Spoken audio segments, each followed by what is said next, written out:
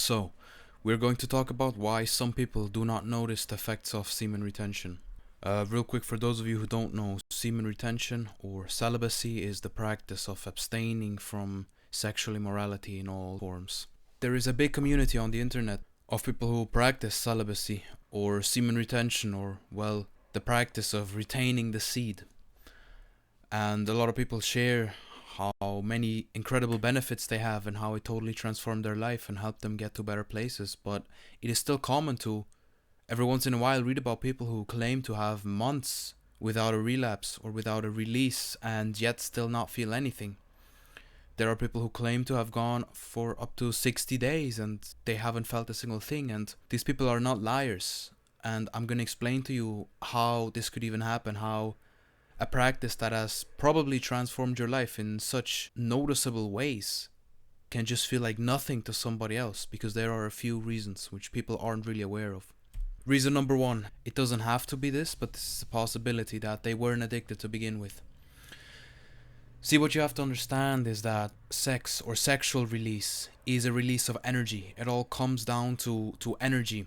And the stronger the addiction, or in other words, the more you indulge sexually, the more of this energy you will release and therefore weaken yourself. See, the positive effects you feel is due to an increase in energy, in, you might call it, life source or sexual energy or prana or whichever word you want to use. As we experience this increase in this very potent energy, we notice a lot of effects that accompany the increase in the energy. But obviously this will only be the case if you haven't been addicted before that, meaning the stronger your previous release of energy was, the bigger the difference in how much energy you have now compared to how much you had before.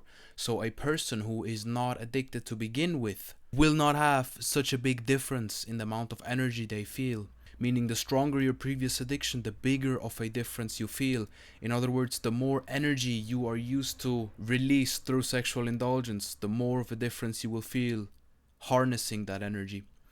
Because what you have to understand is that you're not upgrading yourself to some type of superman or superhuman being. No, you're just aligning yourself again with what it means to actually be a man in the image of God, of what it means to be you if you were to be in a godly society. Because you have to understand that society we live in today has been corrupted and men aren't men anymore. They're mere shells of what true masculinity is, and therefore you're not becoming supernatural, you're becoming what you're supposed to be. But it can appear supernatural because you're surrounded by people who are less of what they should be. Another reason why this might be the case is that they have a lower sex drive or less sexual energy by nature. See, we have to differentiate between energy and sexual energy. Not all energy you possess is sexual energy, because you couldn't drain yourself into literal death sitting here and going on a killing spree, if you know what I mean. People have varying levels of sexual desire, of sexual energy. So the more sexual energy you have naturally is the bigger of a difference you will feel once you harness this energy in your day-to-day life. So when you have a person with a naturally low sex drive or a little amount of sexual energy, the disparity between releasing and harnessing is not going to be as big to somebody who is just overcome with sexual desire from morning to evening naturally, not even because he's addicted, because he's just so full on. He has a lot of testosterone, healthy hormones, and yeah, women are on his mind a lot, especially if you're like me, early 20s. This is should be normal. But again, this varies. Not every man's sex drive is another man's sex drive. Some are different by nature, which can play a role. And now here's the most probable reason why some people just do not seem to feel the effects of semen retention, is because this extra energy that they're receiving, they are wasting it again. See, everything you do requires energy, from your heartbeat to you go walking to the kitchen to grab something to drink, or there's big releases of energy, for example, when you're sitting at a laptop and you're doing mentally taxing work, or you get into a street fight because, I don't know, your cousin stole your girl and now you're fighting him. That's gonna use up more energy. I think you get the gist. So what this means is that when you use the extra energy, for example, through dopamine stimulation, you will not be at a net plus at the end of the day, or you will not have more energy to work on your goals or to improve, because you will just have more of a tank before you're absolutely drained from scrolling Or you will just have more entertainment doing other dopamine stimulations because you have to actually use this energy for productive things. Yes, you will have more energy.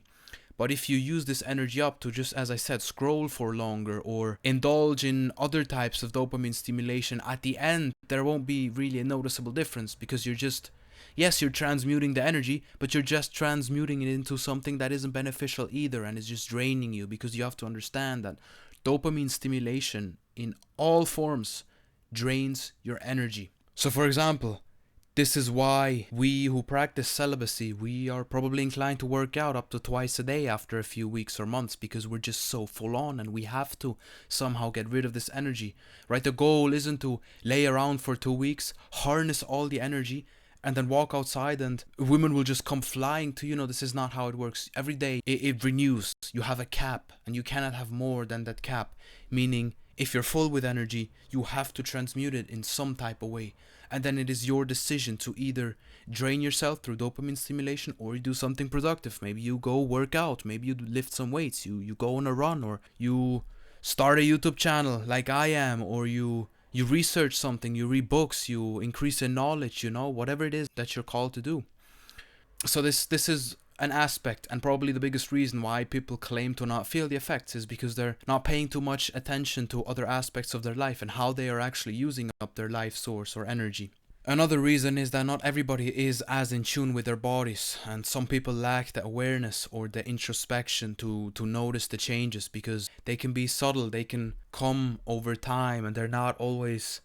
See, in the beginning stages of practicing semen retention or celibacy, you have very extreme shifts, meaning you go from 0 to 100 within a few days, and then you're full on, and then you obviously relapse because you don't know how to handle all of that energy yet, and then you're back to 0, and then you go full on, and then you have these gigantic waves of up and down, and as you progress on the path, this starts to balance out, and you will be less, how to say, you will feel less like prime Mike Tyson and more just like a dominant, confident, but calm and balanced man. And the thing is, a lot of benefits, they don't happen immediately within a few days, as you think initially when you start, and you can't go beyond 5 days. The effects are actually more gradually, and it is a gradual and progressive increase in your awareness, in your level of consciousness, in your energy levels, and the willingness to actually work on your goals. So it is not from 0 to 100 like in the beginning, and because of the fact that it's more gradual or more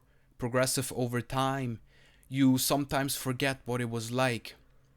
It's like this analogy: you can't throw a frog into boiling hot water, but if you put him into cold water and you slowly start to increase the heat, he'll die because he won't notice the difference too much. Alright, it's also like a law of nature. If you come out of the cold, a neutral level temperature of water will appear warm, because it always depends on where you're coming from. And so sometimes what can happen is you're so far already, you have forgotten what it was like. And again, this is part of the journey. So you relapse and then like, oh, okay, now I remember why I started this to begin with. Again, this is just part of the journey, but sometimes we lose the contrast because we're already so deep in the journey. Another thing is that people tend to exaggerate their experiences on semen retention for a few different reasons. For example, they make YouTube videos, and of course you're gonna have more clicks when you paste in the title and in the thumbnails, women are gonna be after you, and then they exaggerate their experiences with women because they know that the male audience has a certain biological programming, and if they play on that part within them, they are more likely to get a lot of views and clicks because they care about views, or well, if they have bigger channels, even about money. So it is a disingenuous way, because they're foregoing quote-unquote morality for money. They're lying to their audience because of clicks. Then there's the type of people who they really want to convince others to start the practice, so they exaggerate what it is like. Now this can still be an intent of wanting to help others, but yet they exaggerate so they can sometimes give people a false impression of what it is actually like. And then there's also the people who are early on the journey and who are, as I mentioned, going on these waves of 0 to 100, back to 0, 0 to 100 over and over. And they will apply their understanding to longer streaks. So they will think that when you're in 2 months, well, I must be feeling 6 times as good as I feel right now, which is not quite the case. It is true that you will feel better progressively, but it is not at the same speed at which you can notice the effects once you first begin and actually go for your first 7-day streak. One more part is that placebo is a real thing. So some people will go into it expecting a lot of things, and when you put your awareness to something, when you expect something, you are more likely to actually experience this. So this might play a role as well.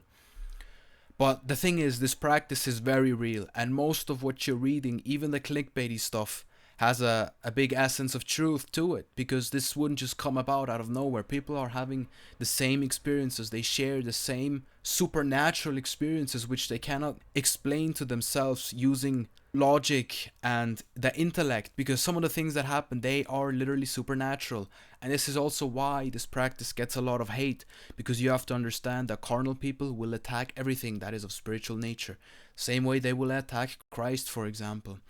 Because this practice is very real, and to anybody watching this, I can only suggest you embark on it. I'm hoping you are already attempting to practice celibacy, which is why you're here. But it is a very real practice, and the benefits are very real. Just keep an eye on that, because some people will abuse the fact that people are very drawn to provocative thumbnails and titles and eccentric stories about sleeping with 12 women or whatever. This is part of it. And also there's obviously a big portion who use this godly practice for vanity, because going with God will by definition always give you more power. But if you truly go with God, you use that power responsibly, because if you don't, you will lose it. That's why when you use it to sleep with a lot of women, at the end you're not really gaining anything except the women, which if you think deeper, if you go beyond, if you go further, you recognize, well, that doesn't give me anything either, to just mindlessly sleep with women. But everybody's at their own pace, in their own place on this journey, so there's no judgment. But yeah, the effects people talk about are actually generally true, and I can personally attest to that. I want to quickly show you an example of some of these things. So this would be, for example, the average modern man who, he jerks off every second or third day. It's just his norm. He doesn't really think about it. He has just been brought up in this society, and he just listens to his biological instinct, and then he has an outlet through pornography. So this is just what he does. As you can already tell, I have a 20, 50, and 80-year-old. They all have varying energy levels, meaning as a 50-year-old, you will have less energy, life force, than a 20-year-old would. This is just the nature of things. And obviously a 50-year-old will have more than an 80-year-old. Which means that also the conversion into sexual energy, which will manifest in, of course, sexual attraction and sexual desire, will start to diminish in relation to how much total maximum energy available you have. I like to go very fundamental, so I like to classify everything as either positive, meaning it brings you towards your desired reality, or it halts your progress and it's not a beneficial activity, it's just maybe entertaining you for the moment. So in this example, I would have half of the day you're spending productively. I included work in this, even though I must say from a quote-unquote spiritual perspective that just because you're at work earning money doesn't mean this is actually productive for your life. Because again, I'm very deep into the inner journey and the spiritual journey, not attaining materialistic things. But I just put it, just as a representation. Don't take it too literal. About half of the time they spend their energy on productive things, and the other half on, watching YouTube, entertaining themselves, whatever people do.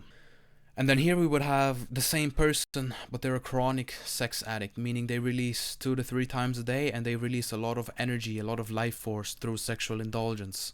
So as you can see, the amount which the body is accustomed to converting energy into sexual energy has increased now, meaning they have less energy available to work on their goals or to, again, as I mentioned earlier, engage in dopamine stimulation. Because when you forego the release of sexual energy, you will have a longer time span to engage in dopamine stimulation. Because think about it, when you scroll, and hopefully you stop doing it, sometimes you get to a point where you don't even want to scroll anymore, but you're just doing it, and when you stop, you feel drained.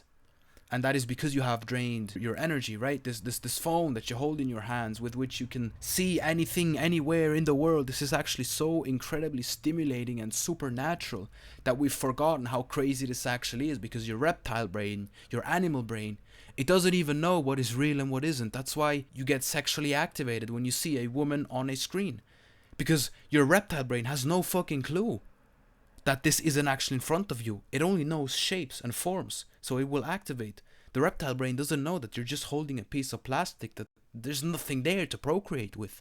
And so the same way, when you watch hundreds and thousands of people speaking to you, this is so much to process for your brain. This is using up so much energy. That's why you release less dopamine watching something such as a podcast than when you do scrolling. Scrolling just floods your brain with so much dopamine, and it forces you to process so much, which is why it's comparable to working an office job. And then once you go ham for 2 hours, you're gonna feel drained. Dopamine stimulation causes a drainage of energy. So when you increase the sex energy expenditure, then you naturally decrease the energy available to progress in your life, because people who tend to indulge a lot sexually, they are probably more inclined to also have a lot of bad habits and use their energy up for such things such as scrolling rather than working out on average. This will be sort of the ideal state. Again, 20, 50 and 80-year-olds comparatively. You have gotten your sexual energy under control. You're not in a artificially altered state anymore like most men are in today's society, where you use a big portion of your energy, which is actually here to benefit your life and to help you progress forward, into sexual energy. But instead you're using most of that energy to progress in your life. You have control over your sexual energy and over your desires. You might still have a few habits which aren't quite productive, because again, I use it very fundamental, meaning if I go brush teeth, this uses up energy, right? I have to use calories to walk up and have my heart beat and take the toothbrush, but it will bring me to a better state because, well, I'm gonna have clean teeth afterwards. It is sort of an extreme way of thinking, but just so you understand what I mean by it, I classify everything into either productive or a waste of time, so to speak. And I understand that for a lot of people, balance is also part of what helps them be productive. You know, I'm always very extreme, but for some people, they like a bit more of a balanced approach, and for them, it's okay if they waste 3 hours a day playing video games or doing whatever. I'm not here to tell you what to do. I'm just here to illustrate the energetical nature of things. And this would be a comparison to a 20-year-old who's a deep chronic sex addict, and a 50-year-old guy who has his, he controls his shit. He has his dick under control, and he has his habits in check, and he doesn't waste time. At the end, the 50-year-old might even have more energy available than the 20-year-old, because he's not using all his energy to run after women and to jerk off and release an orgasm and then produce the seed again and all of this. So don't worry too much about your age. Worry about the things you can control, which is what you do with your energy, because this is what it truly comes down to. Age is just a number. You can literally have a 50-year-old with more vitality than a guy in his early 20s, which is happening in nowadays society, because we're brainwashed to just misuse our energy to the point where you have a 50-year-old guy who's still working out, and the 20-year-old just sits on his ass the whole day and wastes his energy. So you can have a 50-year-old with more vitality than a 20-year-old. The biological aging plays less of an effect as your conscious decisions, what you do with your energy, do. You have a lot of control over your life. So if you're an older guy watching this, then that's good news for you. And of course, if you're a young person watching this, that just shows you how great you could be. Imagine you got this under control at a very young age. Imagine the advantage you have thinking about the exponential increase over years where you work on yourself and on your goals while others are still indulging. If you use this energy in your early 20s to actually work on yourself, you will get to a point where no man can even compete with you who has wasted his early 20s. Because you just have so much energy at that stage in your life to, if you actually use this productively, you will have such an advantage over everybody else in your life. Because remember, you cannot cheat life. Everything you do always comes back. So if you waste your early 20s, you will have a midlife crisis. But if your crisis is life in of itself, then you'll be good later on. So this would be the state of a guy who has a naturally low sex drive, meaning when he quits this habit, the disparity in how much energy he has available isn't that great, as you can see here.